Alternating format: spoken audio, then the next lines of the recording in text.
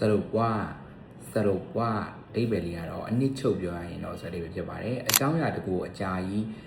အချိန်ကြာရှင်းပြခဲ့ပြီးတော့မှနောက်ဆုံး main အချက်ကိုပြန်ပြီးတော့မှကောက်ပြီးတော့အနစ်ချုပ်ပြောရမယ်ဆိုရင်စရုပ်ဝဆိုပြီးရှင်းမှထားတဲ့နောက်မှာစာကြောင်းလိုက်မယ်ပေါ့နော်ဒါဆိုရင်ဥပမာလေးကိုကြည့်အောင်สรุปว่าเราจะไปพรุ่งนี้สรุปว่าเราจะไปพรุ่งนี้อันนี้ချုပ်ပြောရရင်တော့ငါတို့တွေနဲ့ပြန်သွားမှာအဲ့တော့ရှေ့မှာကျွန်တော်တို့ဘယ်သူနဲ့သွားမယ်ဘယ်ချိန်သွားမယ်ဘာတွေယူသွားမလဲဆိုရအောင်အကြာကြီးတိုင်ပင်ခဲ့ပြီးရှင်းပြခဲ့ပြီးဒါပေမဲ့အဓိကအနှစ်ချုပ်ကပြောချင်တာဗါလဲဆိုရင်တော့မနေ့ပြန်မှာတို့တွေသွားမှာဆိုတော့အနှစ်ချုပ်ကိုပြောချင်တယ်ဆိုရင်စရုပ်ဝကိုရှင်းမှာထားတယ်စရုပ်ဝเราจะไปพรุ่งนี้สรุปว่าในเรื่องนี้ไม่มีใครผิด